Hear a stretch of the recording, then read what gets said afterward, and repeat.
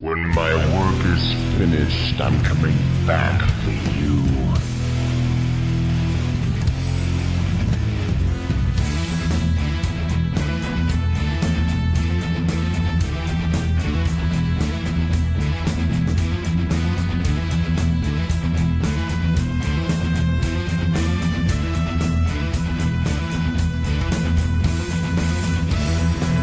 Hello once more, my little friends. For once more you have found yourself stepping into the middle of the eye.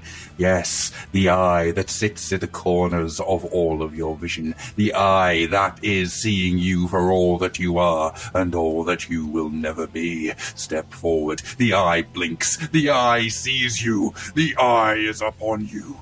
The future is yours. Are you ready to go?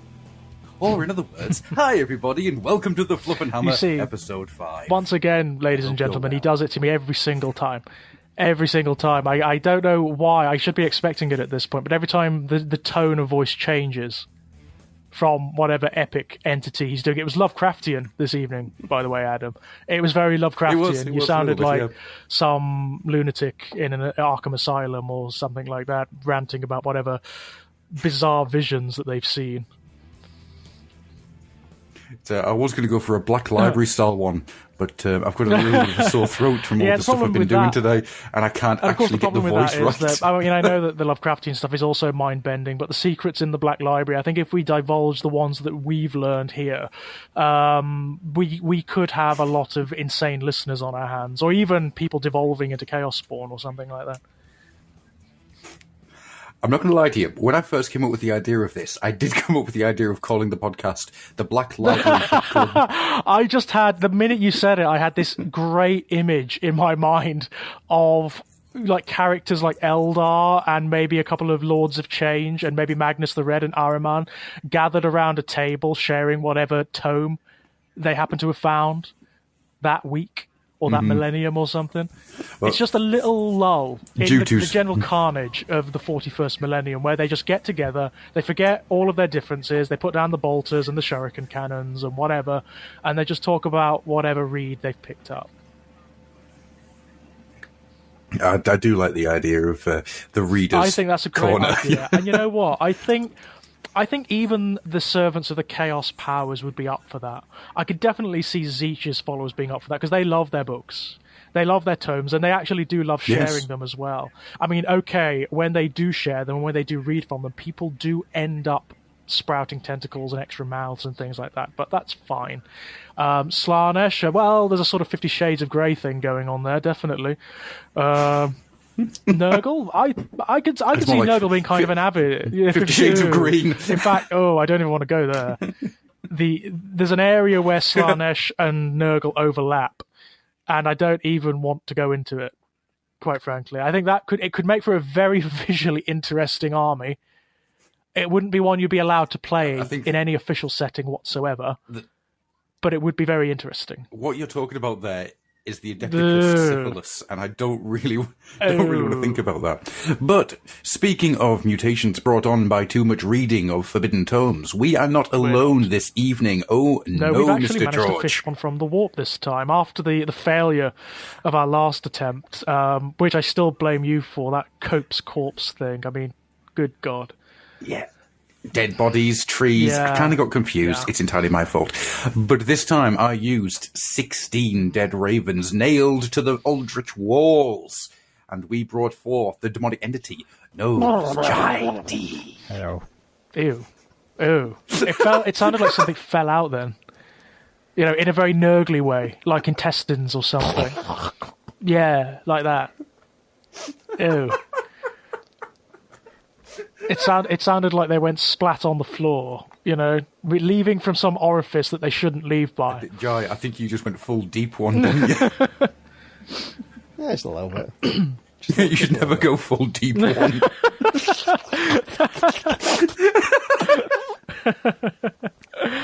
Oh, man. And once again, we descend into Slaaneshi territory. I just... Yeah. What's the hashtag? Tits and tentacles. Tits and tentacles. Or hentai, or whatever you want to call it, you know. Or a Sukidoshi, or whatever, you know. Oh, we're off to a flying Oh, start. yeah, we are. I mean, we're an yeah, inch this away from the pleases me. flesh mops coming out. So, we have lots of things to talk about this evening because we have, as always, we will talk to Mr. Jii about all of his 40k and Warhammer Fantasy Battle lores and joys. There isn't really a huge amount of news or anything coming out this week other than the 40k stuff. The 40k juggernaut continues to rumble onwards. It really does. It's getting overwhelming now. It is somewhat. So much good stuff going on out there. Myself and yourself appears to have got the new White Dwarf this morning, and good grief, there's a lot in there, and I haven't had time to dissect it yet. There's more than I would have thought happening at this point. There really is. But as Adam was saying, guys, there's so much. There's so much. And you all know. You've all seen it. You've all been stuck to those message boards and those news and rumour sites. I know you have, because I've seen you there with your faces plastered against the screen. Hello, everybody. But I am going to quickly do some housework before we get into the show proper. Mostly because we got a lot of really good feedback from the last episode we did, the extra episode. Oh, great. And it led into an interesting conversation, and it's something that I'm hoping that we're going to be able to do in the not-too-distant future, which is we were asked on Twitter to try and create a reading list of how to get into 40k in Warhammer Fantasy Battle. Now, this is quite interesting because the conversation ended up being, if you could tell me 5 books to read, what 5 books would you do? And I think we're going to try and do an extra episode on a fairly semi-regular basis. It's not going to be, we'll have one of these episodes and then a mini episode. That's not going to happen. But I think every 2 or 3 normal episodes, we'll try and get a mini one out as well. And that's going to... I think that's a great idea. I think that's going to be the next one that we'll do. We'll try and do, as the name was mentioned earlier on, the Black Library Book Club. And we'll try and create a decent list. As I mentioned earlier, ladies and gentlemen, I mean, I just love the image that conjures, of characters from the 40k setting gathered around a table in the Black Library. I'm thinking the more bookish ones. I'm thinking characters like Eldred Ulthran and Magnus and Ahriman. I think that would be loads of fun. I can't see Khan the Betrayer being that welcome there. I wrote a book. I'm reading Sea Spot Run. I was going to say, it would have to be, given his attention span, it would have to be something with like a big print crayon. What have you got there, Khan? Well, oh, changer of ways. See Mary run. Run, Mary, run. You see, you've got up a reading scale. Marvellous. But anyhow, so that's going to be what we're going to try and... I can see that turning into something, so I'm stopping it there. So that's going to be something that we're going to try and do.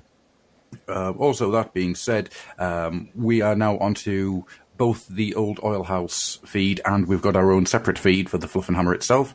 And you can find all of this stuff at the fluffenhammer.weebly.com. And we're going to start seeing things starting to turn up. George has done a video for the site, which has been very cool.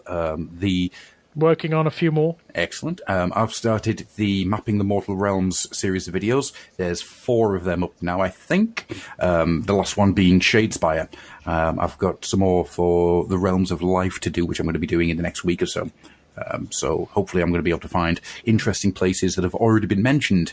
I'm really looking forward to doing the City of Secrets. I just don't know how I'm going to that'll be a fun one. How I'm going to condense that down into an in-universe entry because there's a lot in there. It's a tricky one.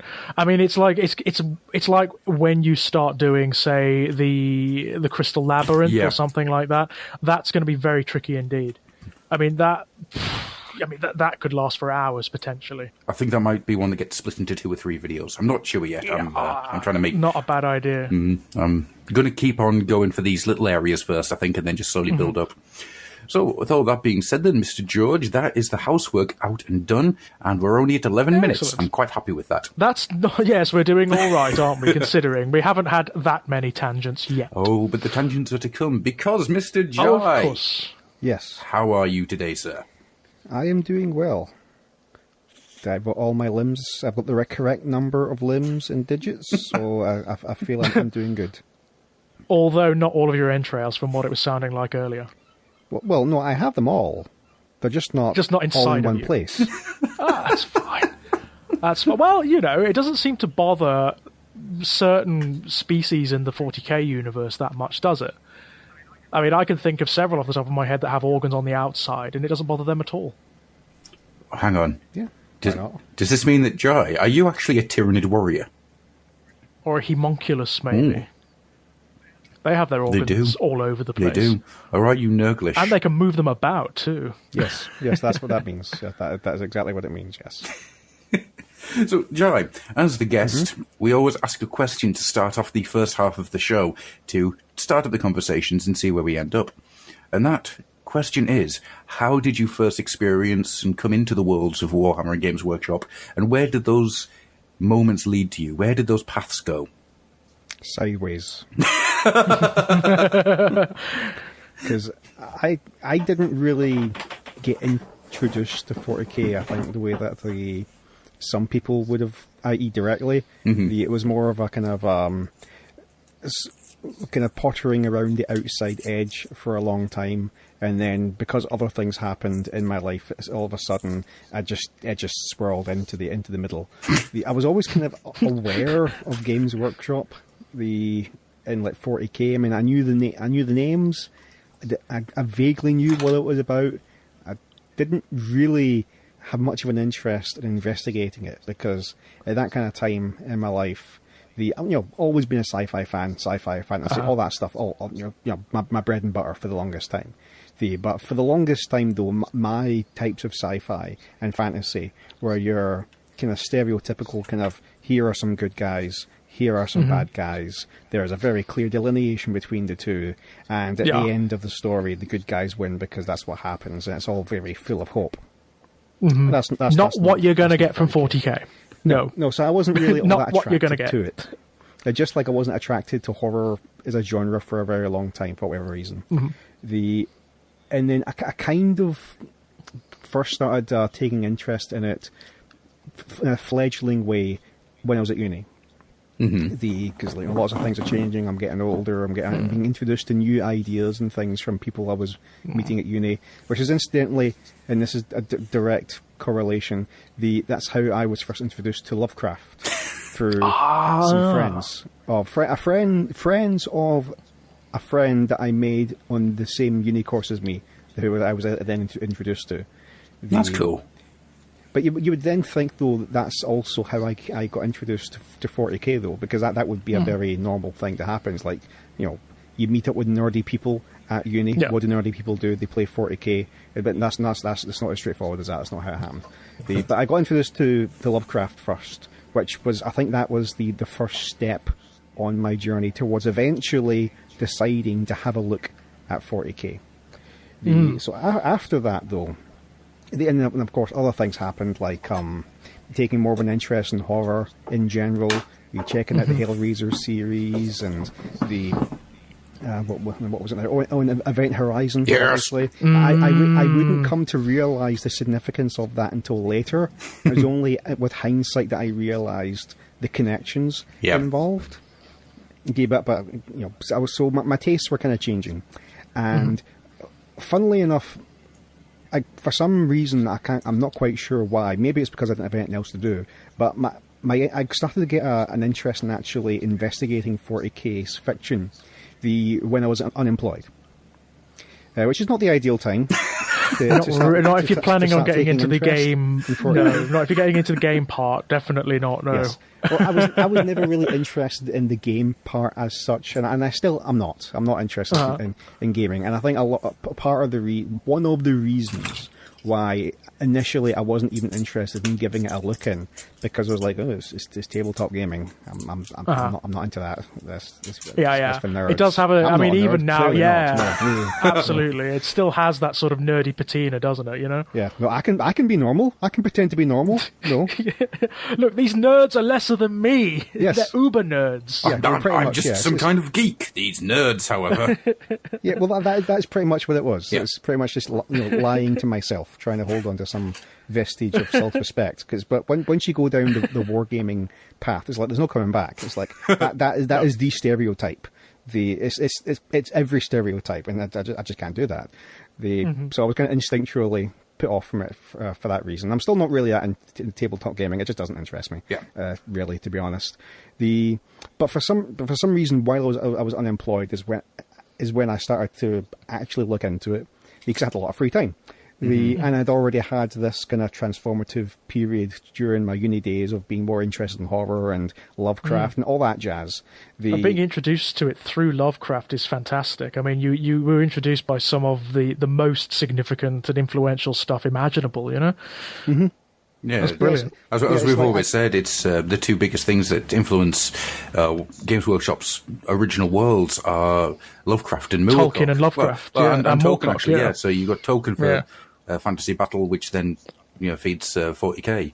But then you've got the Lovecraft element for the Chaos Gods and all the stuff that comes out of that. And then the Moorcock influence of just you're not going to win this. Yeah, it's dark fantasy, isn't it? It's ambiguous fantasy. It's amoral fantasy, I suppose you could call it. Yeah. I mean, the only difference really between 40k and Fantasy Battle is that one fantasy is set in a fantasy world, the other's a fantasy world set in space.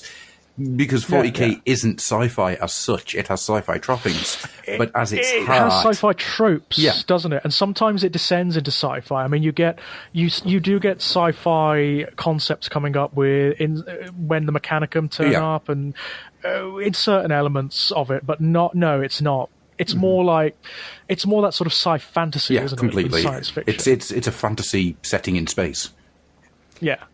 I'll be honest, I still view a lot of the... and granted, I've not read a lot of the books, and I'm sure some people will get uppity about this, but I do enjoy it, but I still view the 40k overall fiction as being very much a kind of teenage fanficky. It appeals to the edgy teenager in me.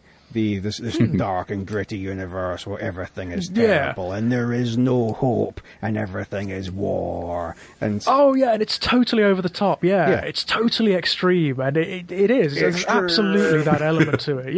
There is totally that element to it. Yeah, but I love it for that. It's completely unabashed. So, but yeah. Where was I going now?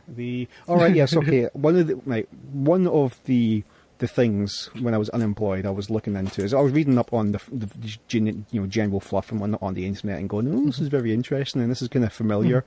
This is now familiar territory to me now. This sounds kind of appealing. And then I started looking at the models and thinking, oh man, some of them look pretty good. In particular, it was the armor. I wasn't really interested in the units as the infantry and whatnot. I was mainly interested in the armor, in particular the Imperial stuff, like your various land raiders and the Imperial guards, tanks, all of many tanks. Wow, if you're going for the armor, then they're tailor made for you. Yeah, whole armies of tanks, whole armies of tanks. Kind of, if you have to, supported by squishy humans. Nah, just the tanks. That was my main interest, to be honest. So even though I wasn't employed at the time, I was kind of scouring eBay looking for basically second-hand ones. Doing that thing of buying badly painted ones people had already customized and whatnot, and thinking, I'll get this whole set of vehicles for super cheap, and then I can strip them and I can repaint them. Because at the time I was also frequenting this forum, I don't know if it still exists, it probably does, called Work in Progress, and it's a modelling forum, and a lot of it was 40k inspired. In particular, again, I obviously frequented the kind of Imperial Guard and that kind of stuff section. So I was getting inspiration from a lot of really bitchin' looking the customs, especially one in particular I can think of, which was just freaking redonkulous. Is this fellow who made? Are you aware of the railway guns that the Nazis made? Yes. Yeah, definitely. The guy made a 40k one of those in his attic. The basic spine, the basic frame of it was made out of Lego, because he needed something large and something kind of vaguely solid. And he must have, I think he spent like a year making this thing, and it was insane. And there was a whole kind of fiction around it about the Mechanicus, the servitors, inscribing prayers onto these monstrously huge shells before they're inserted. And I don't think he could get it out of his attic. It was so big. And I never thought for a moment, I'm going to make me one of them. But I was just so inspired. It's like, man, that looks amazing. Yeah, that's awesome. That is exactly it, Jai. I'm telling you, that's when you were talking about like the prayers being inscribed on the shells and that kind of thing. That just sends shivers up my spine. That is the kind of thing that makes me want to go and get my models right now and start hacking away and sculpting and making something. You know, It's brilliant. And I like you, I am endlessly inspired. If you go onto any of the big forums out there and go onto the modeling section, go onto the work in progress sections, you will find people for whom this is like, it's their principal artistic expression, you know? And what they create is unbelievable. Yeah. It's unbelievable in terms of like the sculpting and the conversions, the customizations. There are people out there who cast their own miniatures, you know? Yeah. The paint, oh man. When I see something like that, it sparks in my mind. It really does. And that's what makes me want to go and start buying ridiculous amounts of miniatures and hacking them up and turning them into armies, you know? Yeah. It'll amuse you to know that work in progress still exists. And it is actually what Cool Mini or Not spun out of, it seems. All right, okay. Right. So that's quite cool. Oh, that's kind of cool. I might be wrong there. It just seems to be that seems to be the case. That's they're huge. Yeah. don't be hipster, Jai. Don't be hipster. G1 minis. Well, that's it. I think you'll find, Jai. I'm really old. Yes. G2 then. Yeah, I do distinctly recall you in the first episodes, Adam, kind of tutting away and sighing away there when I and the guest were talking about getting in around second ed, and you were sort of like, oh, kids stuff. John Blanche covers. I was there when Blanche was doing interiors only. Anyway, so getting back to me, so this is the important thing. I also remember although, actually, I remember one in particular instance where I did buy like a couple of converted. There was one Chaos Land Raider and maybe some other various goblins, but I was unemployed at the time, so I was like, I really shouldn't be spending this money. And so I had the package shipped to my gran. so that I could acquire it stealthily and people wouldn't know that I bought stuff. So I went, because she doesn't live that far away. She's only a 10-minute walk away.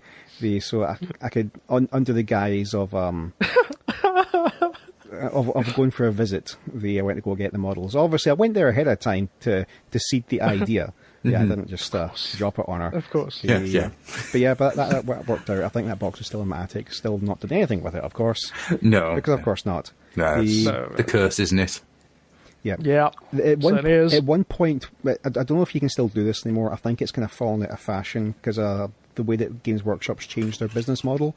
But I remember at the time, it was really, really common for websites and people on eBay as well, like tons and tons of eBay sellers, selling just sprues.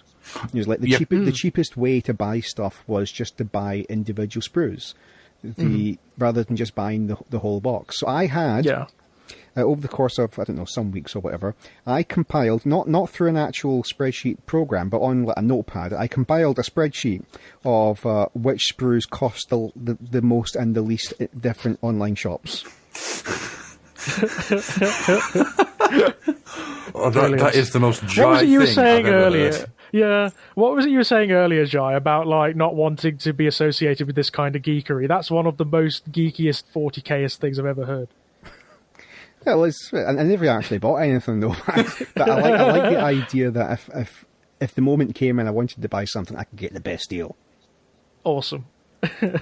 That's amazing. I think the stuff we do for this addiction, honestly, the stuff we do, it is a proper plastic crack addiction, isn't it? Oh, that's nothing. You don't know anything yet. let me tell you. Because I did briefly get into kind of customizing, but not in the way you'd normally think. There was no paint involved. There was, however, a pick involved. A pick being a programmable IC. Nowadays, people may be aware of things called Arduinos. Well, the pick was like the ancestor to the Arduino. It's a single chip with a crystal oscillator for its clock, and a couple of basic components, and that's it. Right. This is something I got into when I was at uni, because my course was on electronics, and one of the projects involved creating an electronic door alarm type thing. Okay. And so it was decided that we were going to do this through a PIC, and I became the programming guy. So I bought myself a PIC programmer, a USB PIC programmer, which I don't think you can get them anymore. Because it grabbed my interest. I was having fun programming for PICs, and then I was looking at the various models, like the vehicles, and I'm thinking, I really want to include LEDs in this, but I don't want to just put LEDs in. That's lame. I want to do something else. And I was also coming across components I hadn't came across before, like surface mount LEDs, which are super, super tiny, and thinking, if I had 3 of these and I put them in a triangle arrangement and then put some kind of dome over them, I could probably program a flashing sequence that would look like one of those rotating hazard lights, and I could put that inside. Cool. I didn't do that. But what I did do, though, is I got myself a Land Raider Crusader, and I was thinking, there has to be a way of getting lights into these Crusader guns. Now these are I think they're now plastic, but back then they weren't plastic. It was white metal. So yeah. And then I also spent a lot of time trying to find another thing, because in order for my plan to work, I had to find an electrically conductive glue, which I found. Right. And so basically what I did is I drilled out the barrel and the inside body of each of the twin-linked las guns, bolter guns rather, with a Dremel, and I drilled out a cavity into the kind of curved linkages that connect them to the big box of ammo. Yeah. And I drilled a hole from the underside of that into the box of ammo, and holes through... Was there anything else? I think that's it, actually. I think that's it. And so basically what I did, I got LEDs put into each of these twin-link las cannons, where I flipped it at differing to opposite polarities. So what that means is, when you energize them, only one turns on, and then you reverse the polarity, and the other one turns on. Right. And I fed through I fed 4 or 3 wires through this arrangement into the body of into the track area. That's what it was of the Crusader, because I figured that I could probably hide this PIC board in the engine compartment, and basically the basic idea is I fed a wire through the linkages, if you like, to wire up a pair of LEDs in each gun, and I used the actual body of the guns themselves as the fourth conductor, because it was metal, and I found a conductive metal glue of some type. It's not very strong, but it worked. And so I programmed a PIC to create a firing sequence of LEDs, but going really, really fast. So I could program a bunch of different sequences, and because it's running faster than the human eye could see, I could rapidly rotate the polarity, going from like positive to negative, negative to positive, such that to the human eye it would look like all guns were on at the same time. Or cycles through it so that it would do like a kind of whirligig arrangement of going in a big kind of a square, or going traffic light sequence and all that kind of stuff. And I got to the point where it all worked. I had it running off of 3 like AAA batteries, and I figured out I could probably fit all this into the body, and it worked. And then that was it. I didn't do anything else. I didn't actually install the rest of the hardware. I just got it working, and I was satisfied. And I didn't paint it. I'd done all the technical work, and then didn't actually finish it. Oh no! Because I got it to the point where it worked. I let it run off of like 3 AA batteries or something, or AAA batteries for like a week constant in my room, and yeah. Brilliant. You were talking about descending down the rabbit hole earlier. That's deep. Jai, that is well deep. When you're starting to when you really want your miniatures to look like they're firing or something like that, when you're putting LEDs and things, that's deep, man. That's amazing. It's very cool. Never. It's really cool. I mean, in the end, I had to settle for having visible wires coming out of the ammo box to go into the sponsons. And I didn't like that idea. But I had to settle for it. Because I actually experimented with one point of, like, see the armature that the gun's all attached to? The vertical piece that has some pegs coming off the side that the actual gun things pivot on. I experimented with the idea of using, like, well, if I was doing it now, I'd probably use copper or something. But I experimented with the idea of having the current run through that somehow, like having sections of it either converted to metal or having like copper sheet on it or something to try and conduct the electricity so that I wouldn't have any visible wires whatsoever. I even tried, I mean, this was doomed to failure because I didn't understand the limitations, but I tried casting the sponsons and that central armature, not resin because I wasn't really aware of resin at the time, but plaster. Yeah, that didn't work. Right, that didn't work at all. I cast them, but it's like, no, this isn't going to work. So I had to settle for wires sticking out the back, and which was most unsatisfactory. Yeah, but I mean, it's not so bad. I mean, you can always come up with some justification as to why there are wires sticking out of one of the 40k machines. I mean, hell, most of them now are sculpted with all manner of different bits and pieces flying off of them. Mm-hmm. Yeah. I am going to say... I just wanted to be fancy, that's what it was.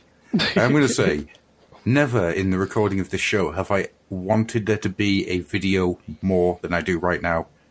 Because I'm fairly sure my face was just this beautiful moment of, wow... Yeah. I mean, that's amazing, dude. That is absolutely incredible. Wow. Yeah. Absolutely, yeah. Basically, if you're aware of how LEDs work, you can basically get 6 LEDs working with 4 wires. Because you got 1 wire each for each pair, and then a 4th for a common ground. And then if you just by having 2 of them on or off at a time, you can get each individual light to come on. And I figured, okay, well, I can get away with that by just having 1 wire, because I figured out that I could nowadays, if I was to do something like that, I would just use a smaller wire. But I was using wires I'd bought out of Maplin. I could only fit 1 wire through the linkages. Yeah. So I figured that I can feed 1 wire each into each of these twin link bolter things, and then if I used the body of the guns as the ground, then that'll work. But then I need to get the LEDs to be actually attached electrically to the ground, to the metal body. So then that's where I had to try and research some kind of electrically conductive glue, which I did eventually find. Wow. Really broke my monitor doing that though. Because I was trying to drill. I can't remember exactly which one it was now, but I didn't have a workbench or nothing. I just had a Dremel tool, and so I was trying to very carefully drill out these white metal bolters, drill out the barrel and all that kind of stuff. And there were a couple of times, and holding it in my hand at the same time, so the thing was getting hotter than the sin. Yeah. So there was a couple of times where it just went and it would catch, and whatever the piece was on the end of the drill would just start spinning up and then just fly off. Yep. Into a corner of the room. Could have hit me, could have broken my computer monitor or anything else, but I got lucky though. Yeah, I think sort of modelling related injuries are kind of a rite of passage in this hobby, to be perfectly honest. There aren't that many of us who haven't. Oh, yeah, I've got scars all over my knuckles and stuff like that. Yeah, absolutely. Yeah, sliced fingers, bleeding knuckles, that kind of thing. And, I collect Chaos miniatures, so, the amount of times where you leave one on the floor or something and you step on the bastard. And, Chaos miniatures are all spiky. So even picking them up is hazardous. Actually, said about that, I don't think it actually made it into the show. I think I cut it out. But do you remember a couple of weeks back I was talking about trying to chop a metal scarsnake? Get the head. I do remember that, yes. I was telling my dad about it. My dad mentioned the fact that, I remember that. There was the piece of metal that destroyed the lawnmower. And I looked at him and went, what? He was like, yeah, I remember one of your miniatures. It got stuck in the lawnmower underneath the So the blade going up to the lawnmower itself, and got stuck and completely burnt out the lawnmower motor. No, Dad, no, that wasn't that one. That wasn't me. No. This hobby, it's the parent's bane in so many ways. It involves glue, it involves blades, it involves lots and lots of money. Yeah, it's the parent's bane. As I've said for many years, I am convinced that the majority of my ideas came from when I was creating stuff for late night. Late Friday night, no school on a Saturday, up really late, listening to Atlantic 252 till 3 a.m, gluing stuff together, thinking to myself after I finished making it, oh, actually, if I chop that off, I can convert it and it'll look better. I'm convinced all of those ideas came from the fact that I was off my face on polystyrene cement fumes. Yeah, I think most of us were at that point in our lives, to be perfectly honest, for extended periods as well. I'm fairly convinced I have destroyed brain cells down to polystyrene cement and superglue. Yes, I'm fairly certain that significant elements of our personalities were probably shaped by poly cement and various other adhesive chemicals. I could have been a doctor if it wasn't for this. I love it. So after that, things got really nerdy. Because after that is when I became reintroduced the two Transformers. Oh man! Because it was around my kind of university years that the Dreamwave comics came out. Then I started buying them, and invariably then the idea comes of, what if there's like a Transformer and it turned into a Land Raider? That'd be super fucking boss. Always wanted to do that. That'd be ace. Oh man! So what I did is around the same time. This program called SketchUp became a thing. Yeah. It's a free 3D modeling program, and I decided to 3D model the various parts of like a rhino. Was it a rhino? No, not a rhino. It was a chimera. That's what it was. Okay. Into SketchUp, and that worked reasonably well.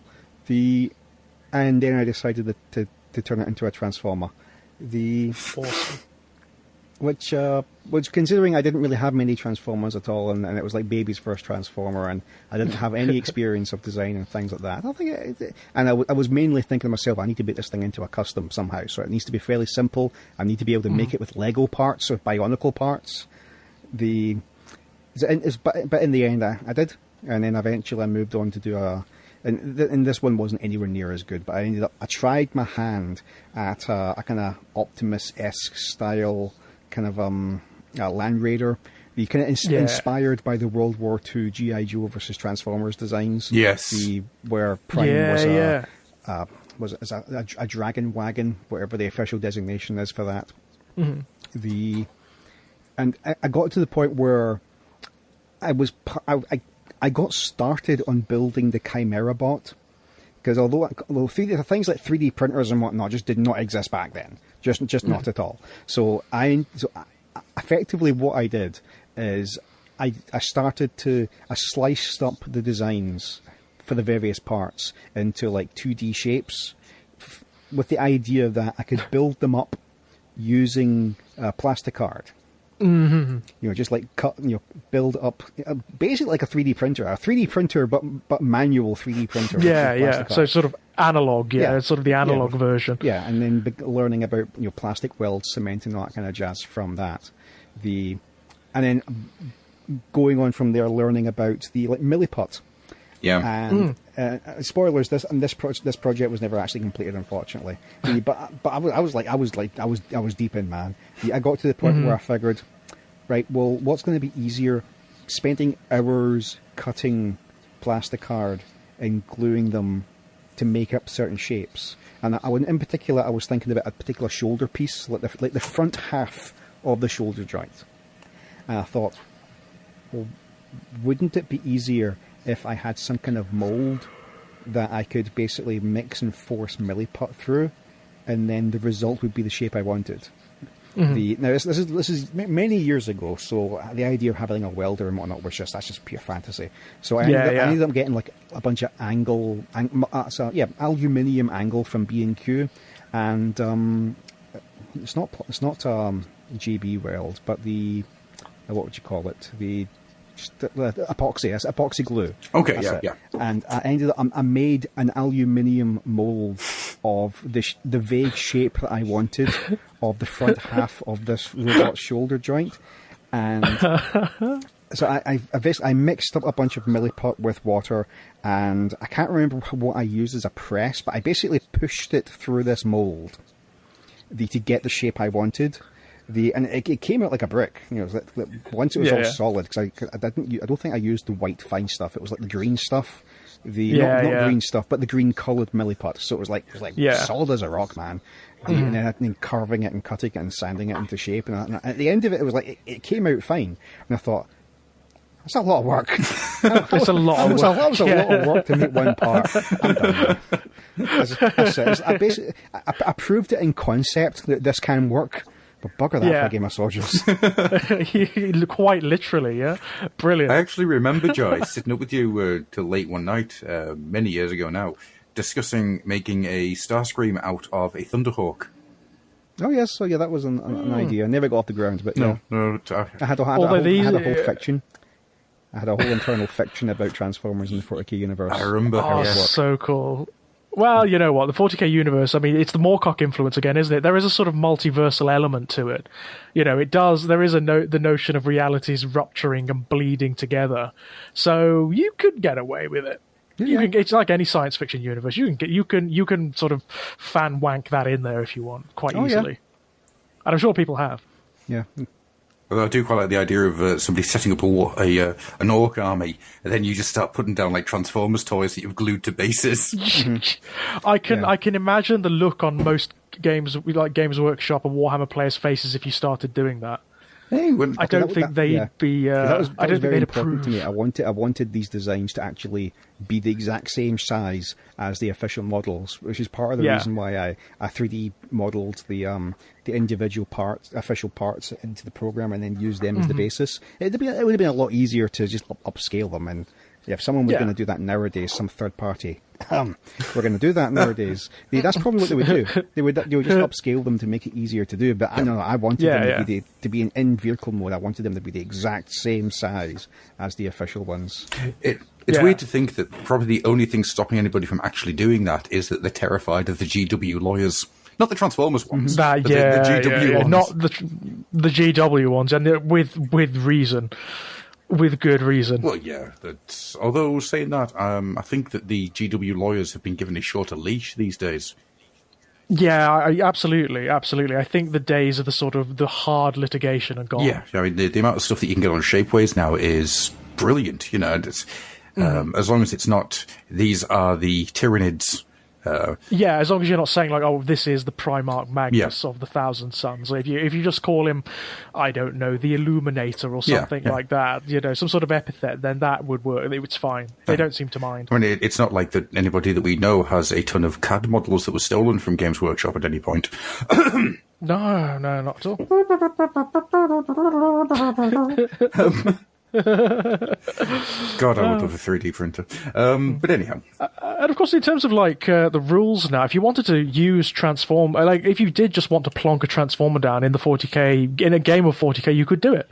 Just use the Knight Titan rules or something like that, and you'll be fine. Absolutely fine. One of the two things I've always wanted to do, and Jii's reminded me of how much I've always wanted to do these, is get a remote-controlled car or remote-controlled tank, and then try and build a Land Raider around it.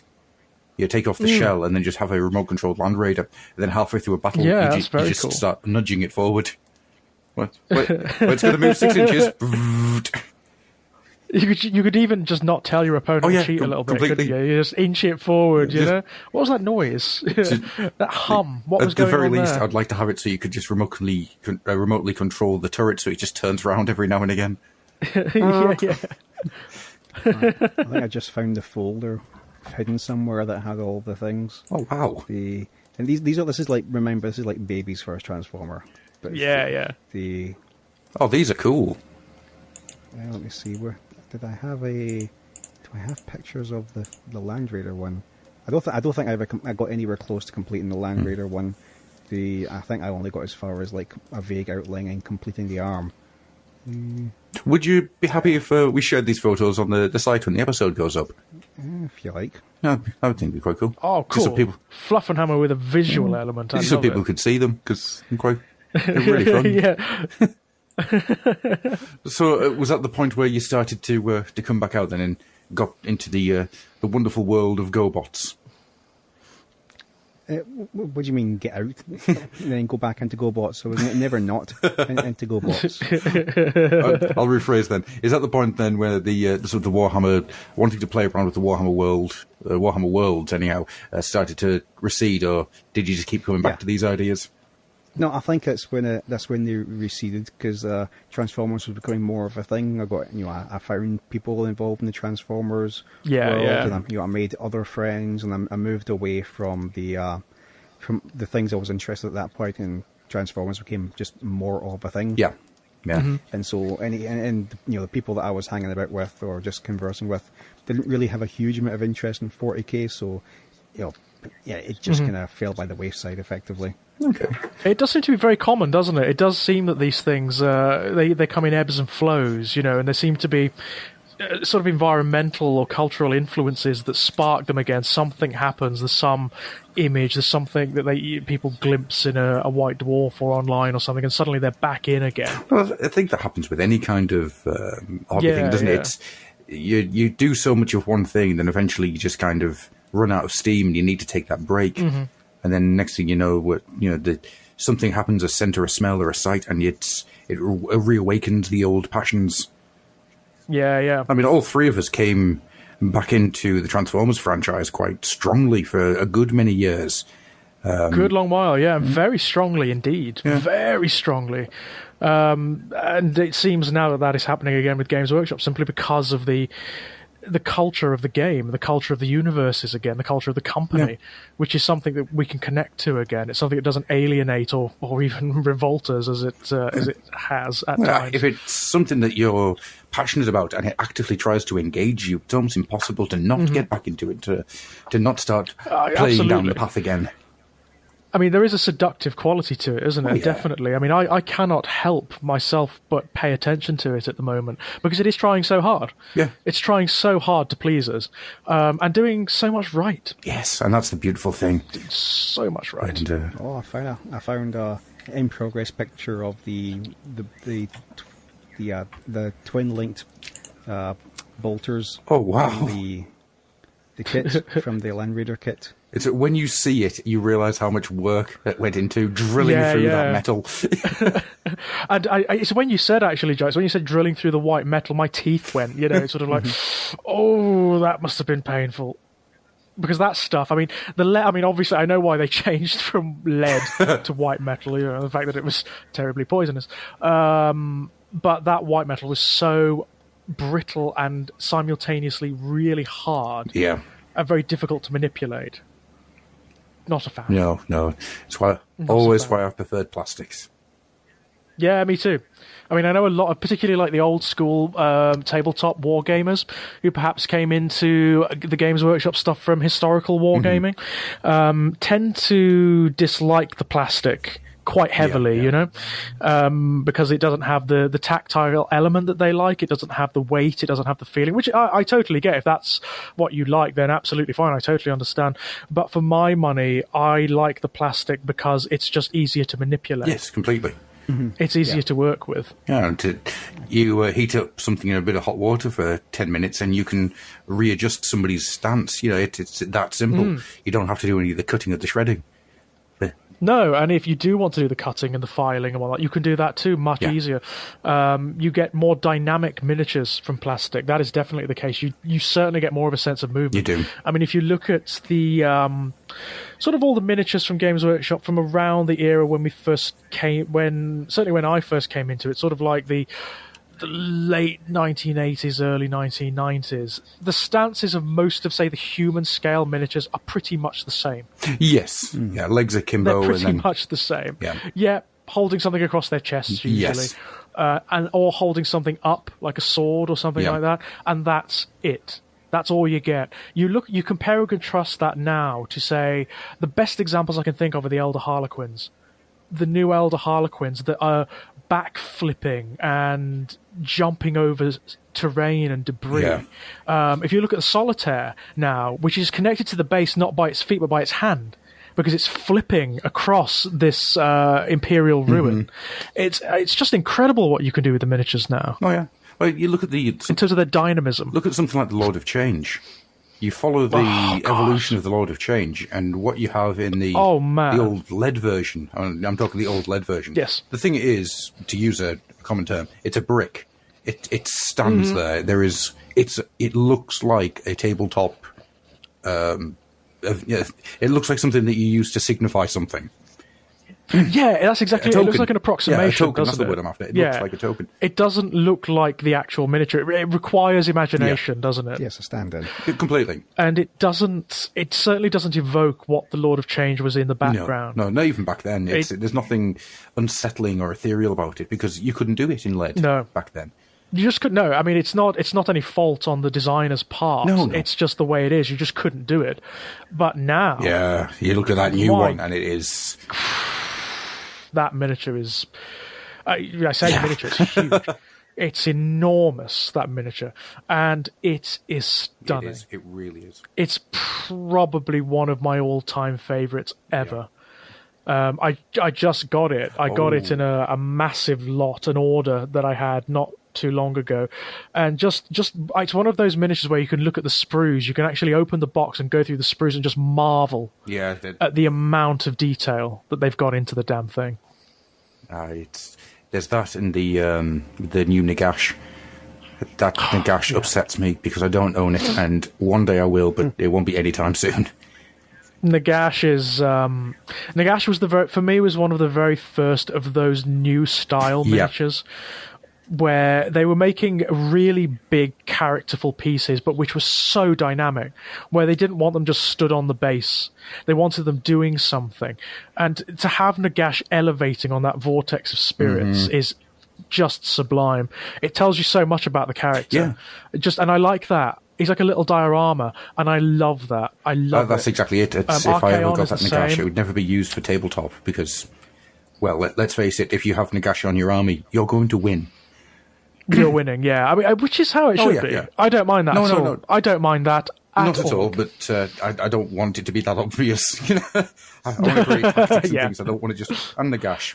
So.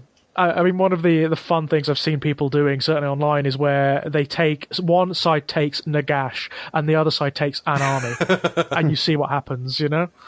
Especially if you're playing sort of an unbound game where he can just summon what he likes. Yeah. Once you get the summoning, because he can summon anything from the undead army list. Yes, absolutely anything, including dragons, zombie dragons and terrorgeists, vampires, terrorgeists, anything he likes, he can summon.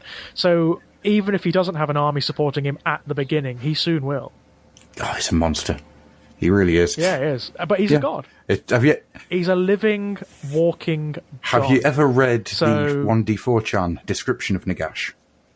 I haven't, no, but I'm sure it's... I'm not going to go into what it is because I don't want to spoil it, but just go through it, and when you realise the word that they keep using again and again and again to describe him, it's one of those things where it gets stuck in your head, and every time he turns up, you find yourself wanting to say those words, even though you know that it's not the right words to use in good company. But it's really good. I recommend the Nagash entry for 1D4chan. In fact, I just recommend 1D4chan. It's nice and fun. It is. It's amusing. The 40k stuff is very amusing. Yeah. So, with that being said then, shall we skip on to some spotlights? Yeah, why not? So, who should go first? Jai, being the guest, you get to pick. Is it going to be me, or is it going to be George? We'll do you. Okay. All right, then. So, in the past, I have gone through multiple different, really old Hammer stuff. I've described Inquisitor Jacques Draco. I've gone through Drakenfels himself. I've gone through Zotes. I'm going to update it a little bit now. I'm going to go a little bit into the future. Am I going into the present? No. No. Because you see, I want to talk to you about the Gretchen Revolutionary Committee.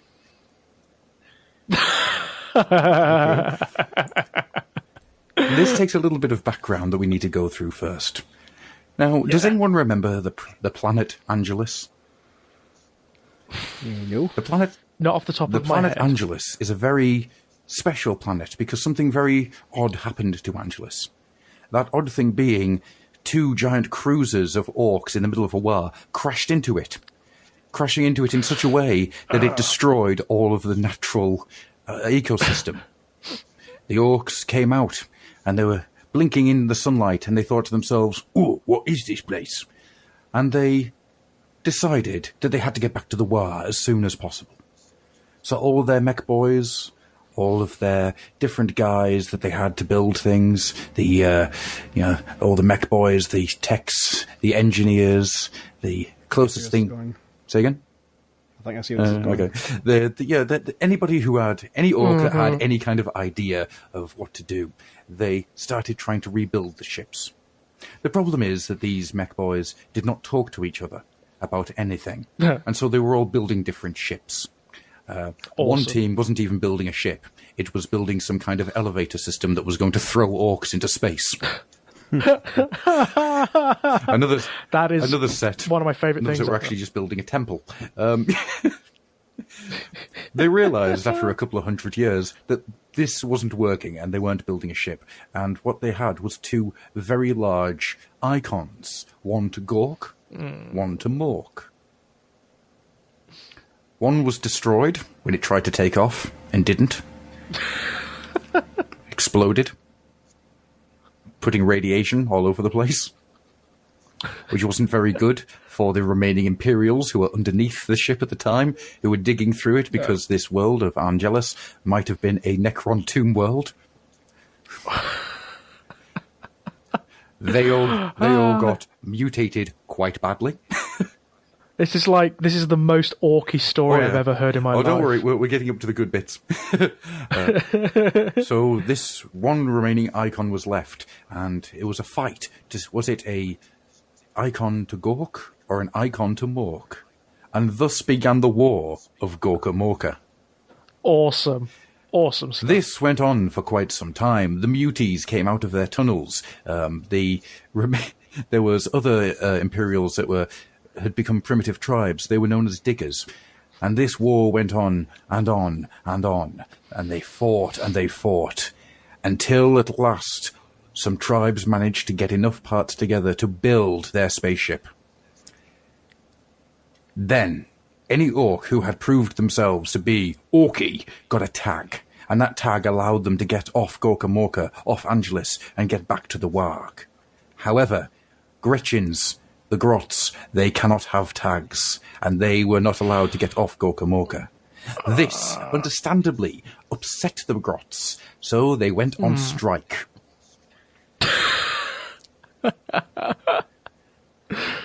There was a moment where leaders of each community went to meet and discuss their terms. So all the Orc leaders and all the Grot leaders in Mechtown they met up, they lined up opposite each other, and the leaders marched forward.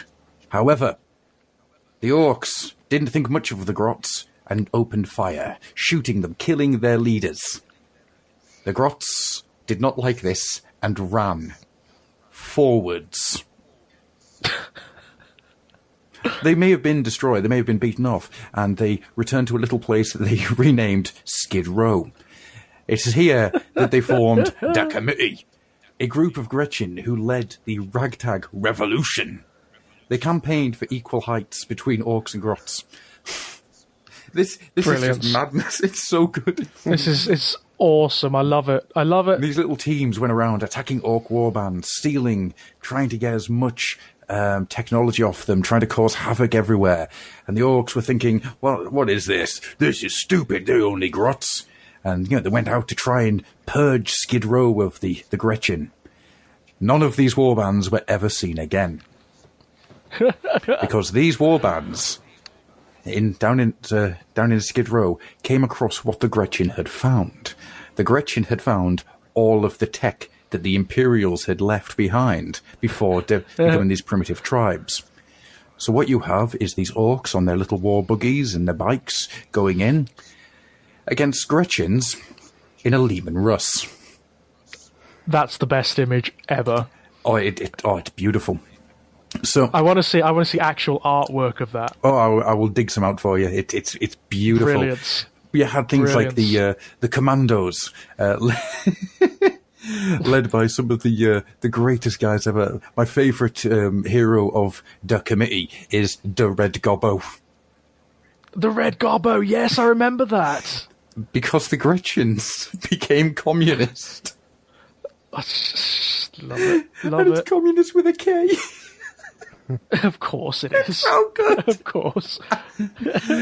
So these guys, they were shooting away with all these giant things. They had super sneaky commando teams and things. They had like ranks upon ranks upon ranks of big guns. Eventually, most of the orcs left GorkaMorka, leaving these guys by themselves. And no one knows what's happened to the committee since then. All that we know is that these guys have been sitting way out there on Angelus, building all sorts of weird stuff, and eventually they have to leave the planet. Awesome. And I am hoping against all hope that out there they still exist, even now in the age of the Dark Imperium, that these guys are about to make their reappearance, because it would be beautiful. Awesome. I was going to ask, actually, Adam, because I remember the game. GorkaMorka, and it was big, wasn't it? It was quite a significant game they released. It was, yeah.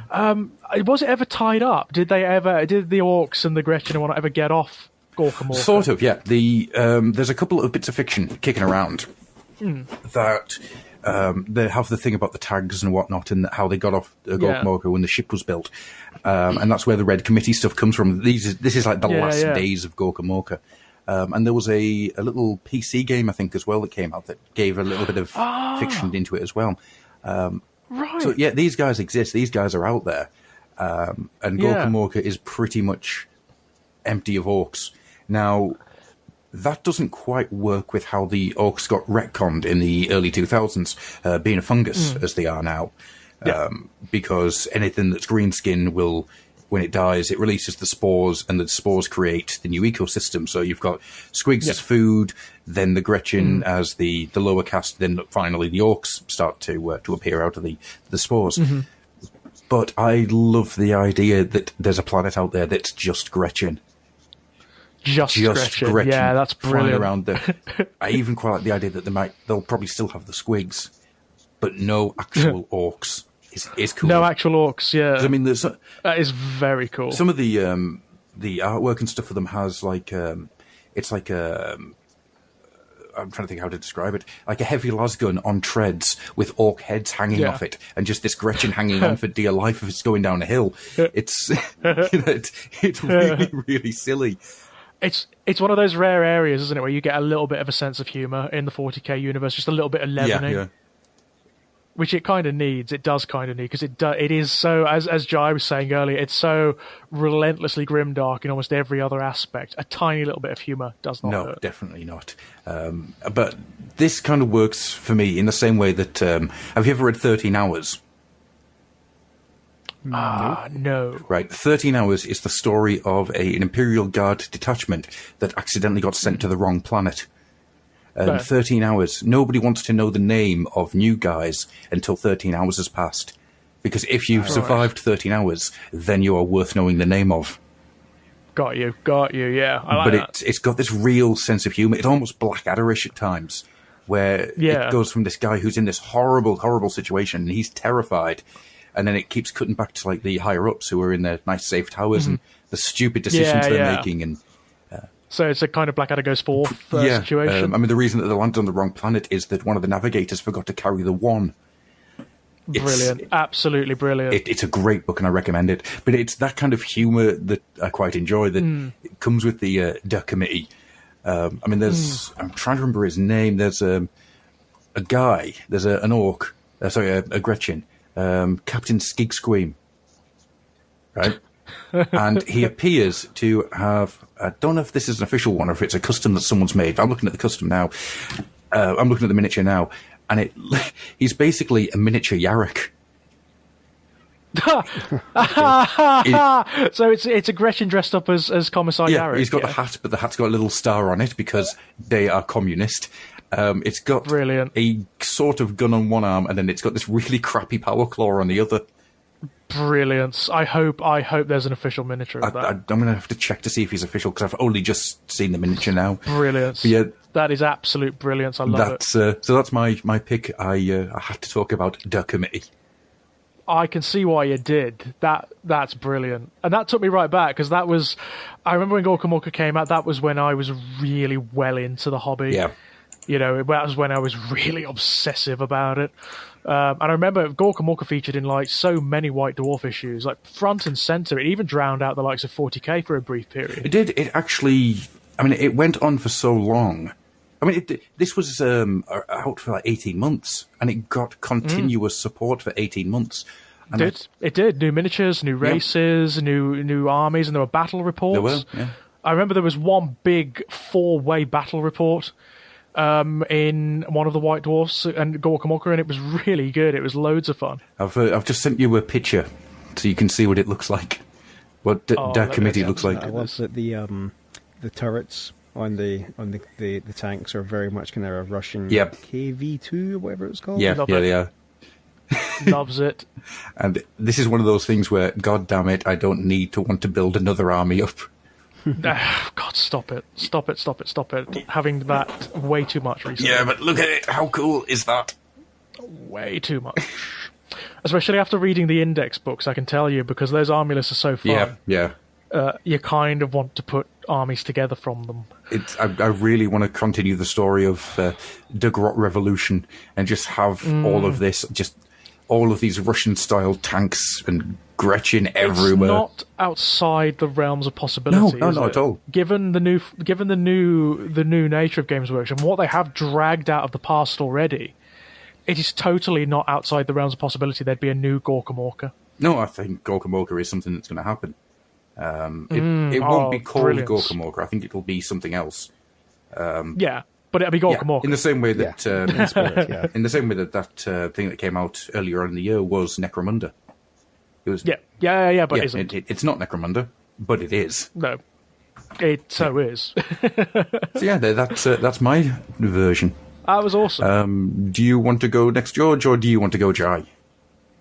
I think I'll go, because I don't have a kind of definitive topic quite the way that you guys do, because I don't. My knowledge is still very much kind of surface level. Yeah. I just want to talk about one of the elements of the 40k fiction, which still tickles me to this day, and is part of the thing that drew me to it. Aside from all the kind of doom and gloom kind of the kind of Lovecraftian elements, there's one. I'm just going to pick out one particular element, because there's a bunch of stuff. There's a bunch of in-universe fluffy mechanical systems within the lore that I enjoy, like the things like the creation of the gods themselves. How like demons and gods are all the creation of the mental energies of psychic beings and all that kind of stuff. All the really, sort of really metaphysics. Good. It's cool, isn't it? I like all that stuff. But the one thing which I always come back to is about the Imperium's relationship with their technology. Oh yeah, and it amuses me no end. Because I always like the well, this is something that we actually engage in a real world even now. This idea that things were always better in the past. The humanity had all this advanced technology in the past, and so much of it's been lost now because we're morons.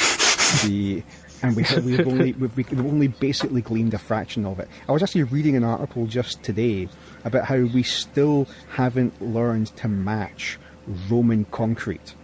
Roman concrete is so much better than current concrete. It's not even a joke. Yeah. I didn't know that. Just beginning to learn why that is. That's amazing. It is. It's totally amazing. But the thing in particular which always tickles me about 40k technology is it's just the nonsense anthropomorphization of technology. Yeah, the machine spirits. Yeah. And this is something you can see. We all do. Like right now, we all do it. We all anthropomorphize our pieces of electrical equipment that don't always work properly. Your computer or your car are prime examples. Someone may have a dodgy car where you're begging it to turn over or for its engine not to sputter out, and you've learned in the same way that the animals learn through pattern recognition to associate certain things with results. You've learned that if you kind of stand on one leg and spin around and touch your nose with one hand and then give the door of your car a swift kick, that it'll behave. Yeah, it's the origins of superstition, isn't it? Yes, exactly. It's exactly what it is. Just from experience, you've come to associate these things, and therefore that must be it. That must be the trick. Yeah, and I remember in particular reading through. I don't know if it was an official piece of fiction or if it was just like a footnote. It was a description of the startup sequence for like a tank. Yeah. You obviously know what I'm talking about then. Definitely. It's this long, laborious explanation of how you have to apply the sacred oils. Do all sorts of incantations to try and coax the machine spirit into life. Yeah. And if all else fails, hit the big red button that says start. yeah. It's brilliant, isn't it? I love that element of the 40k universe. Love it. It was one of the things that always upsets me about the squats vanishing out of 40k is that there was always this really fun juxtaposition between the Adeptus Mechanicus and the Imperial forces and their coaxing of spirits into the machines. And over here, you've got a squat with a hammer going, no, you just hit it, mate. You just hit it, hit it, it'll be fine. You make it work, yeah. I mean, the other fun thing, of course, is that you have in the 40k universe, you have that element, which is largely a matter of superstition. Although some of the machine spirits do actually exist, they're actually AIs. Yes. And then you have the chaos forces, where the machine spirits are actually literally true. Yeah, demons. Where you've got machines infested by demons that do actually require placations and sacrifices in order to work. The manifestation of the superstition in reality, which is a very dark notion. I really like that. It is quite fun that the enemy are the ones who are doing it right, whilst the good guys, for want of a better term, because they're not actually good guys. They're not. They're genetically engineered space Nazis. Is what they are. Yeah. They're the ones who've got this ritualistic behaviour that doesn't actually need to exist. No, it doesn't actually do anything. No, I do love that. It's fantastic. It is brilliant, isn't it? But what I like is the fact that the chaos forces, the sort of bad guys in inverted commas, they make it true. Yes. They make it true by their belief, and I mean, it's referring back to the metaphysics that Jai was talking about earlier, where in this universe, belief and faith and passions have physical weight. I love that. They're parts of the mechanics of this universe. Yeah. Very cool. I particularly like how the Imperium's and the Orcs' views of technology are just so diametrically opposed. Here's the Imperium, who have all these beliefs about how their technology works, and they're all wrong. And yet the Orcs' technology works because they believe. Because they believe in it. Part of me wants there to be some kind of like a side story about how the only reason why the Empress is still alive is because the Orcs think he's alive. Oh, that'd be so cool. That would be brilliant. Just a throwaway line in the Orc Codex referring to that would be the best thing ever. Hey, you know something? That could work. Because that's why the Beast existed, isn't it? The 12 Orcs that were the Beast. Because they were basically the Orc race had to create Primarchs in order to fight back, so they created the Beast. And it's one of those things that happened because it needed to happen. It wasn't a load of mech boys and surgeons in like a lab trying to build things. It's the race produced these creatures because they needed them at that point. So the idea of the Orc race needs to have something to fight, so it believes in the Emperor enough to keep him alive. That is awesome. I would be so happy if that turned out to be the case. Because the Emperor would be like the ultimate big thing that the Orcs can go and fight. Yeah, it's like you've got characters like Yarrick that the Orcs are aware of and respect and fear, and so if he's a badass, his god has to be even more of a badass. He does. We totally need to go and fight that. Yeah, that actually makes a hell of a lot of sense. That makes a hell of a lot of sense within universe. You've reminded me of something here, and I'm not going to go into it too much because I think it's one that I could possibly do in the future. But do you know of Tusker? Don't think so. Tusker, ringing bells. Tusker is an orc who is my favourite 40k orc. He's even better than Ghazghkull Thraka. Okay? Ooh. And this is purely because he killed everything in a system. Right? He just worked his way through. It was like a low system. There wasn't much in it. But he went from planet to planet with his horde, and he killed everything. And he believed that if he didn't find anything else to kill, he himself would start to dissipate. He wouldn't exist anymore. Right, okay. Survives on his achievements. It's a very orky way of thinking. If you're not fighting something, then you don't exist. You may as well not exist. So what does he do? He turns his entire warg round and flies it into the Eye of Terror. That's the way of doing it. Yeah, why not? On a moon surrounding Khorne's palace, proceeds to work his way through and kills the majority of the demons on the moon. Awesome. Khorne sees this and takes a little bit of an interest. So every time Tusker dies, Khorne resurrects him from the point he lay. Right? So if he dies... dies in the morning. By nighttime, he's up again and he's fighting again. He's up again, yeah. Because Khorne likes him. Yep. Tusker and his entire army, because of this belief that they had to kill stuff, are now fighting at the foot of Khorne's throne. Brilliance. So Khorne, they're basically Khorne's playset. Yeah, he's just really enjoying watching them. Every time he falls, he's just amused by them. Brilliant. Now, what happens when an orc keeps fighting? He gets bigger. He's apparently big enough nowadays to put his hand around a bloodthirster's face. Wow. He's massive. So, he is actually a more powerful orc than Thraka, then. And he just doesn't have the... wow, that's so cool. He doesn't have the cunning to be able to come out. So I quite like the... No. Yeah, he can't do tactics. He just wants to hit things. But I love the... It's no wonder Khorne likes him. It's like, this guy's just a mass murder machine. Go on. And you come. So I like the idea that you're saying there, Jai, of the orcs having enough belief to be able to do something like keep the Emperor alive. When you've got this guy whose belief took him to the Eye of Terror and now he can't die. Not only to the Eye of Terror, but to the foot of Khorne's throne. I mean, that's deep in the warp. That's beyond the Eye of Terror. That's like a place that most of Khorne's faithful never get. But he's fought his way there because Khorne won't let him die. Yeah, that's great. That's absolutely brilliant. It's wonderful. Yeah, sorry for that aside. You just reminded me of it. No, it's brilliant. It's absolute brilliance. I'm loving it. Loving it. It's what this podcast is about.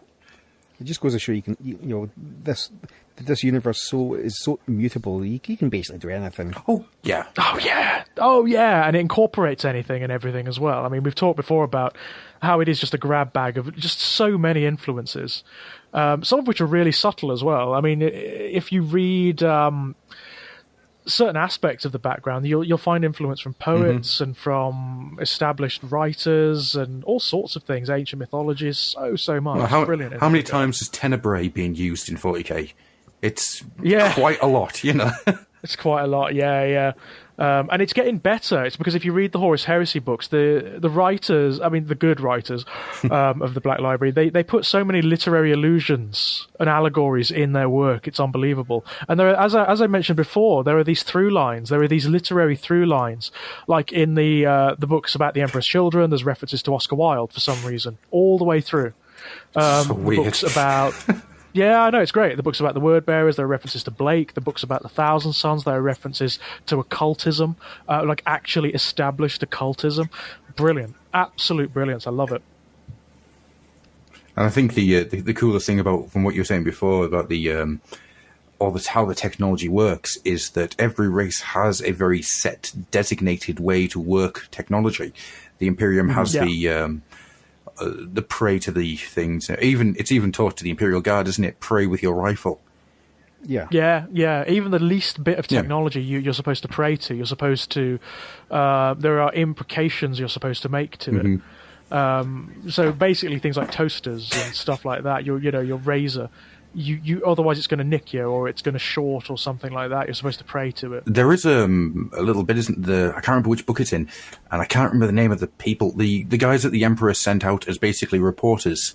The Rememberers. The yes. Remembrances. I remember reading a bit where there was a guy who he prayed to it. Basically, what was his camera every morning because he wanted it to always look in the right direction.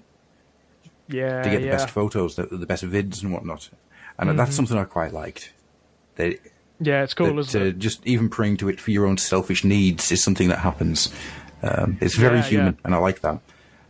It's very human, and it shows you. I mean, it's a nice little reference certainly in that period of the Imperium, like the early days, that the Emperor is destined to fail. Yeah. In terms of his secularism, anyway, he's destined to fail because it's human nature he's fighting against. It's human nature he's trying to change, and it's not going to work. Yeah, you can't change human nature, especially not in a single lifetime, even one as long as the Emperor's. No, and he's his bloody long as well.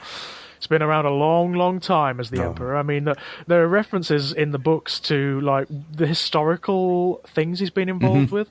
One of the ones I really liked is that I think it's mentioned in Legion, is that he has been lots of historical figures. Yes. The Emperor. One of them is Saint George. He was Saint George, the Emperor.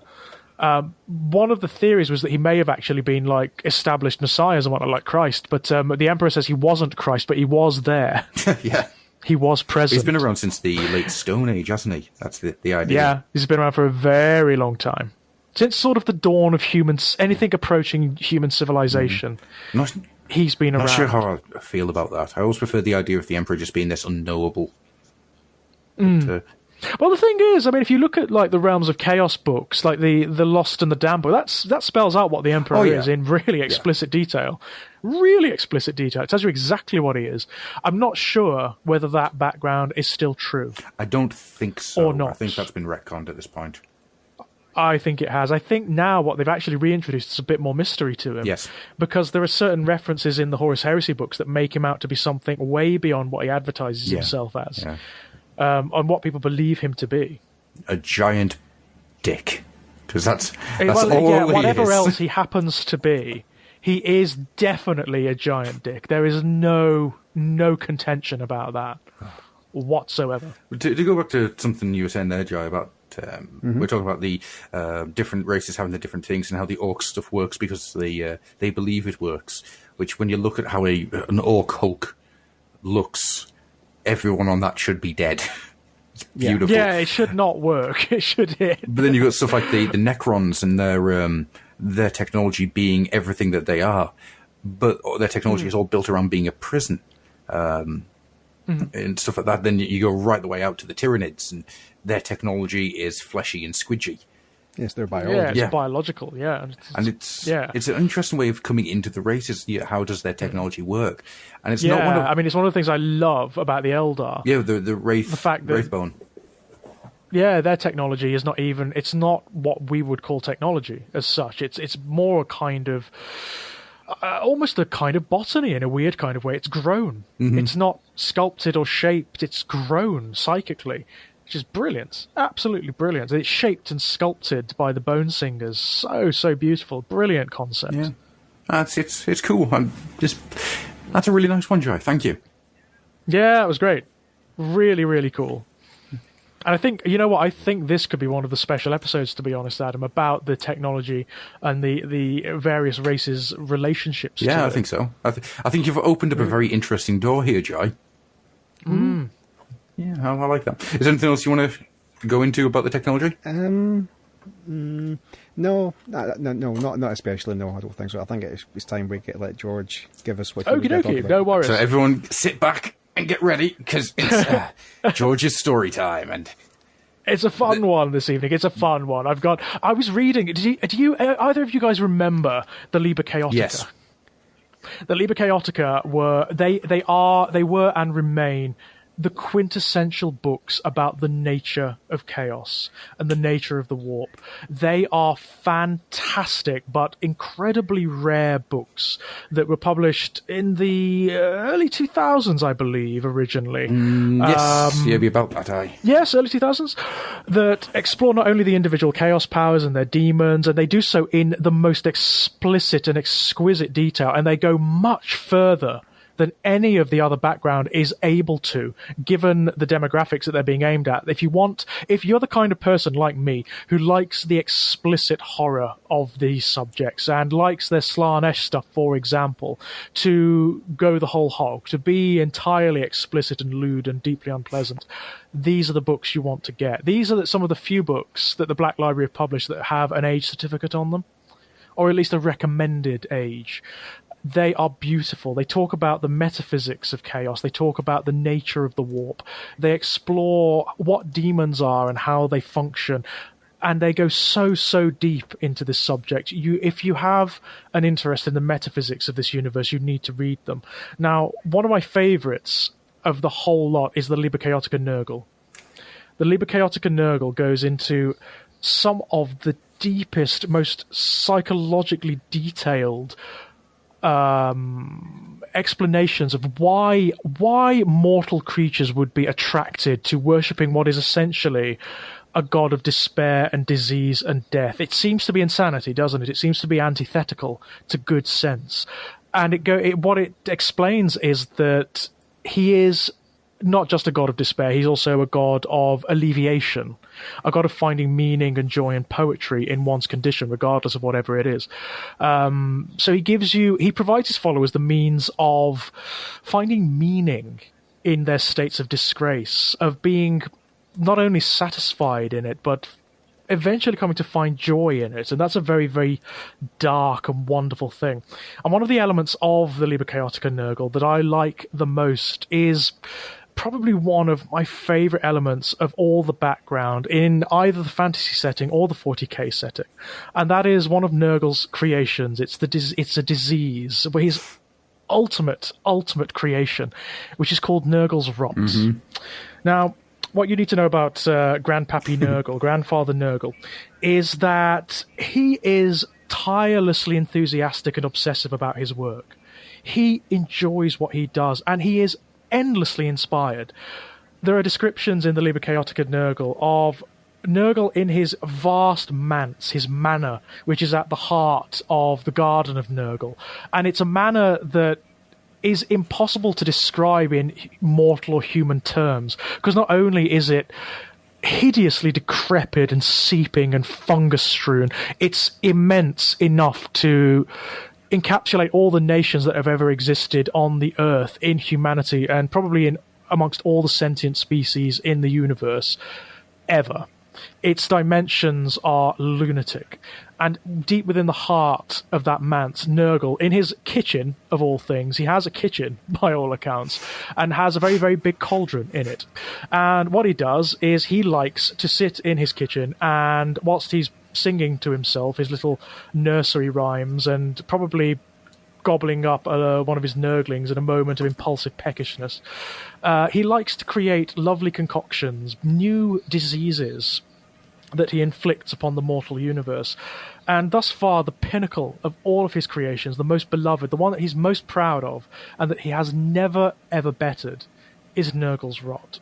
And Nurgle's Rot is the most hideous, disgusting disease imaginable. It's the most hideous and disgusting because it's not just a disease. It's actually demonic. It's actually a sentient disease, part warp-born, part material, part actually virulent. And when it infests a mortal, and it can infest very, very easily, it's the most toxic, virulent disease ever created, ever spawned. When it infects a mortal host, it afflicts them with the symptoms of every disease imaginable.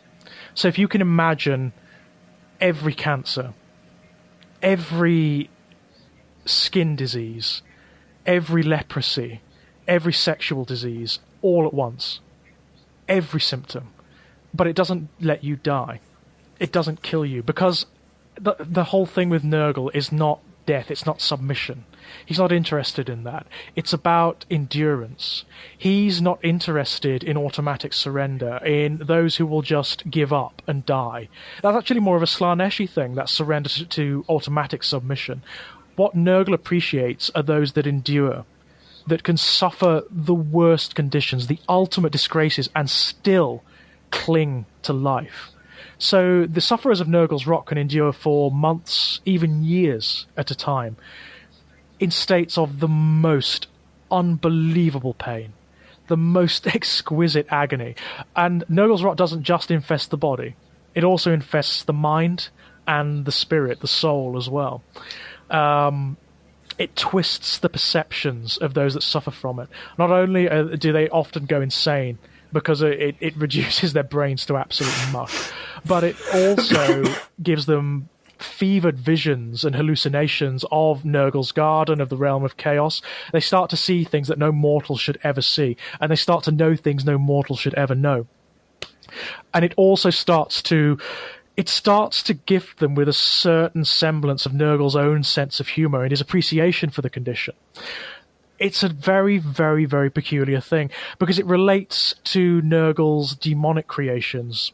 Now, think about demons. The lesser demons are the Chaos Gods, the other Chaos Gods anyway. They're all smaller portions of that Chaos God. For a Chaos God to create a demon, they take a portion of their own energies and invest it with a certain animus, a certain sentience, but it is still part of that Chaos God. And they can be just as easily uncreated on a whim. And that energy just returns to the Chaos God and can be reformed as and when they like.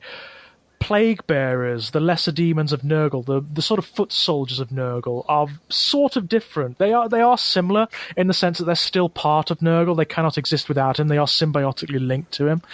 But they're created in a very different manner. They are not created by Nurgle taking a part of himself and sculpting it into the demon. The mortal sufferers of Nurgle's Rot, as the disease progresses, their soul slowly leaches away. It seeps away into Nurgle's Garden, and as the sufferer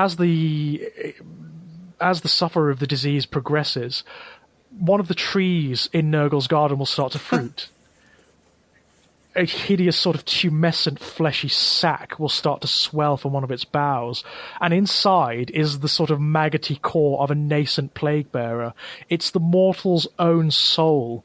As their perceptions are changing, as they are being corrupted and transformed and reborn in the realm of chaos as one of Nurgle's plague bearers. And as they reach the later stages of the disease, those that actually survive, they actually start to physically resemble a plague bearer. Their stomach bloats, their intestines start to burst through ruptures in their skin. They even start, you know how a plague bearer is a cyclopean? Yes. Their eyes will start to slowly merge together to form a single orb. And in the very last stages of the disease, the very few that actually endure it and survive, a horn bursts through their skull, just like the single horn on the plague bearers. And that's when the mortal body will expire and the fruit will fall down into the filth and the sludge of Nurgle's Garden, and the new plague bearer will rise. They are some of the most hideous, horrific entities, I think, in either the AOS realms or the 40k universe, because they're not just demons.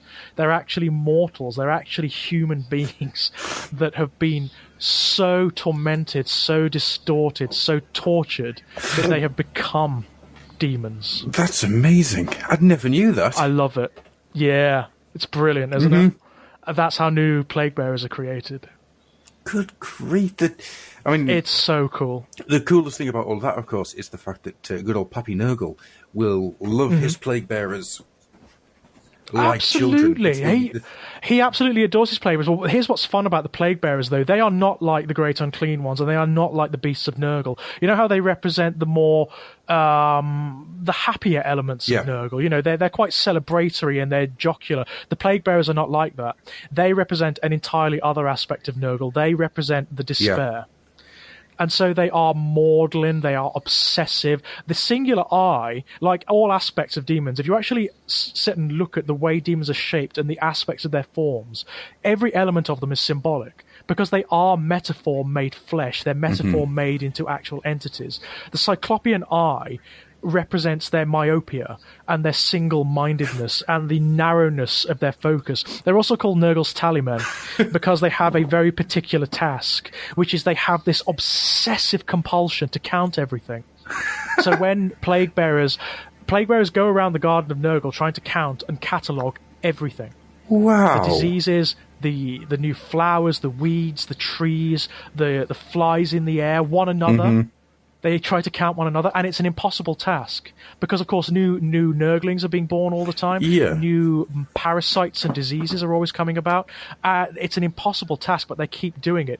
What they represent, metaphorically, is the human need to impose meaning and order on a world that defies it. Right.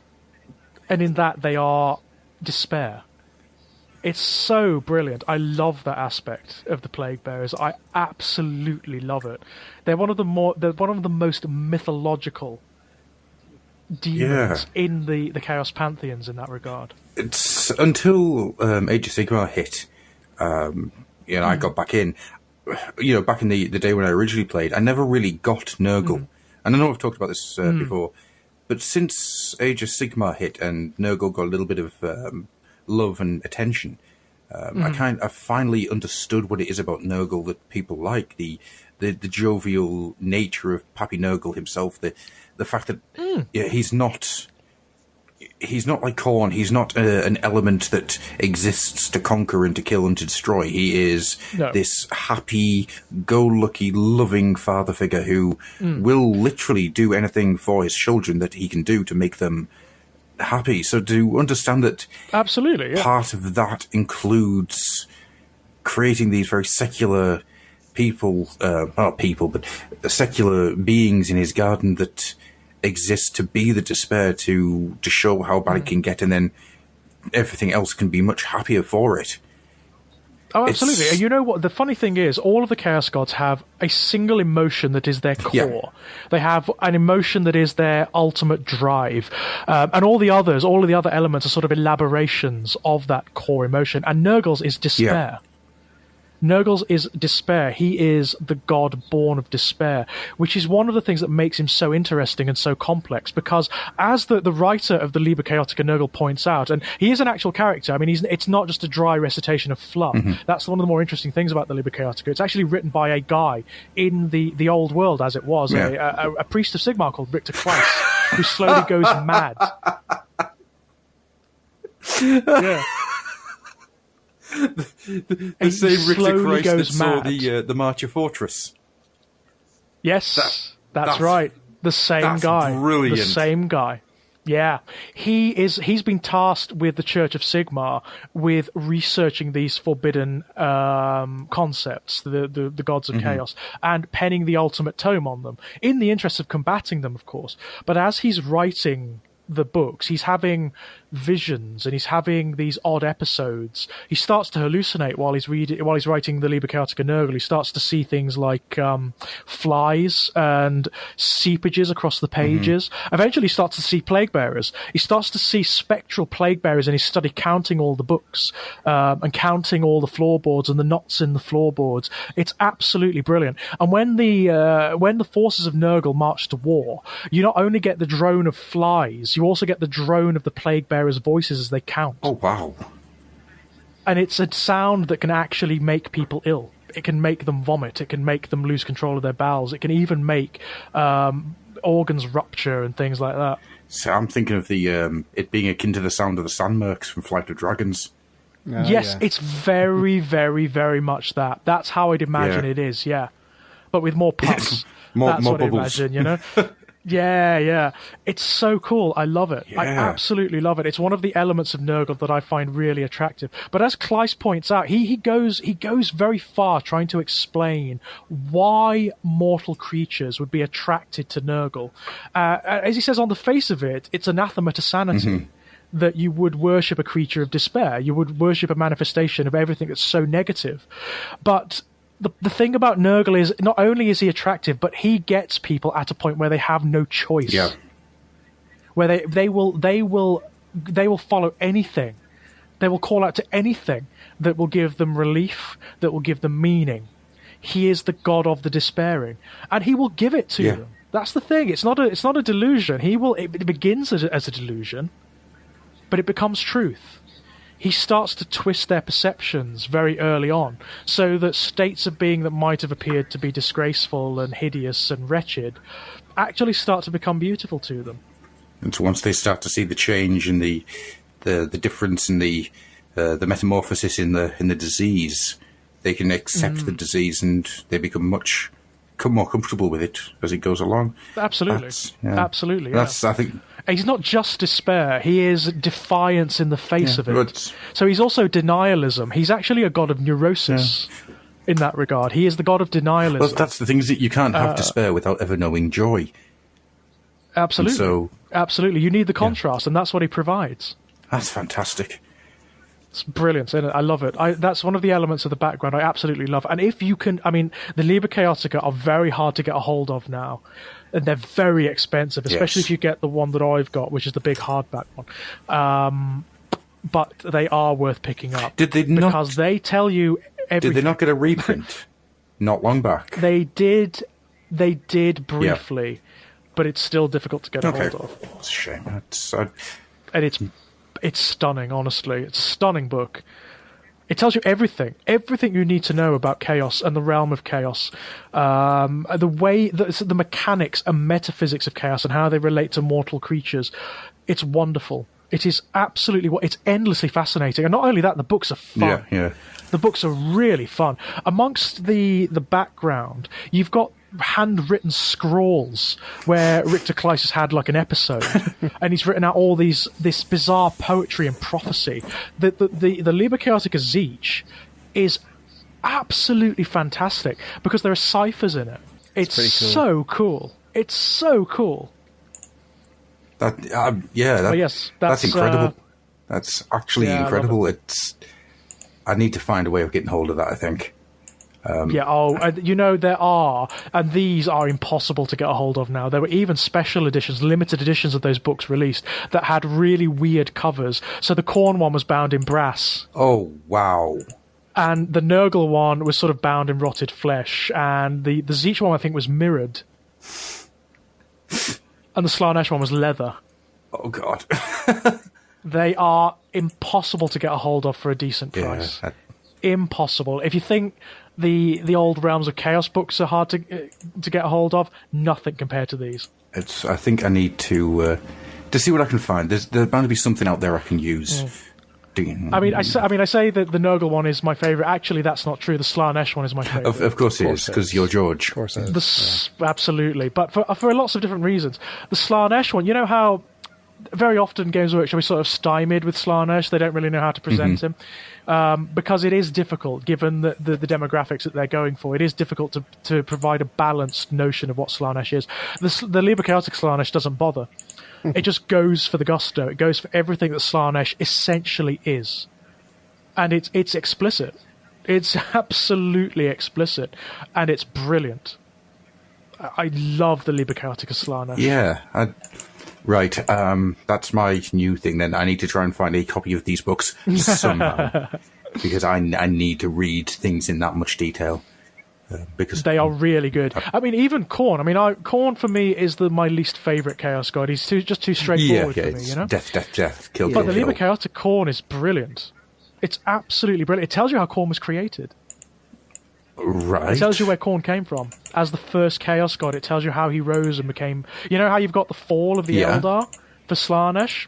There's something similar for Khorne. Oh. It wouldn't surprise me if there'll be allusions to like Cain and Abel, like Khorne's the first act of violence. You're not far off. You're not far off. Save that for another time, because I think that's one that we can get right into. I would love to know about the origins of Khorne. Yeah, it's really cool. Really As cool. we are coming up to the 2-hour mark now, I think we can start closing things down. So, I think so. Thank you very much, everybody, for joining me this evening. It has been an absolute pleasure. I've really enjoyed this episode. Me too. I can't tell you honestly. It's like I was saying before. It's been a little oasis in the storms of the warp. Really it's been has. a little bit of madness in the madness of the world. So, Jai, as the guest, Yes. is there anything that you would like to pimp out or tell people about before we close down for the evening? I don't believe so. I'm available on Twitter at JIIDEE. Okay. And George? Absolutely. I've just had a fairly big project published with the photographer Nick Hardy, Born in Blood. If you like your fiction and your imagery, I would say triggering. Really, really quite disturbing. I think you'll get something out of it. It's a collection based around the concept of mental illness. Features fiction from me, photographs from Nick, and all proceeds from it will be going to mental health charities, the first being mind.org. Yep. And that's available over at www.strangeplaygrounds.com, I believe. And you can also get my short stories at www.strangeplaygrounds.com. And if you like horror, I recommend this stuff. Thanks. It's not like it got stuck in my head, George. No, at not all. at all. Not at all. Thank you, George. Yeah. That's the most consistent feedback I tend to get. Got stuck in my head, yeah. I was in the house by myself. I'm glad to have territory there. I'm glad to have a little flag planted in your mind. And the nightmares never stop. As for myself, you can check out all of these shows at the Fluffenhammer.weebly.com. You can check out my other project at thecreeks.weebly.com. You can find them all at theoldoilhouse.co.uk. The Creeks is 3 men in a room slowly getting drunk as they try to unravel conspiracy and paranormal nonsense. I'm fairly sure that this is going to break one of us. One of us will end up doing something horrible and going to prison for it. I am certain of it. I want to be on that show as a guest. I'm really trying to do. work out ways so we can do something. Unfortunately, I'm the only one out of the 3 of us with Skype. But I'm trying to work something out. Mostly, it's this got discussed in the upcoming episode, which is called The Scaly Menace, which should be out by the time you hear this. Outside of that, Brilliant. you can check out my audio readings at youtube.com/Grufflock, or you can go to gruffnexusaudio.weebly.com, which has everything that I've done. And then in the next couple of weeks, Riveted Sounds is going to be kicking ass. Everything is now in place. I've got the site down for a while to do some work on it, but this is going to pick up quite bigly. So, if bigly, that's not a word. This is going to Bigly. Yeah, bigly. This is going to pick up quite Bigly. interestingly. Something is going to be coming out of Riveted Sounds very soon, which is going to be very interesting. It's going to take a little while to get everything in order to be able to do the push. I'm really excited, and I wish I could tell more about it. There has been emails back and forth getting stuff done, and I am really excited about what this is going to be. One of my heroes is getting some audiobook stuff. Oh yes, and it's completely public domain, so yay! Yay!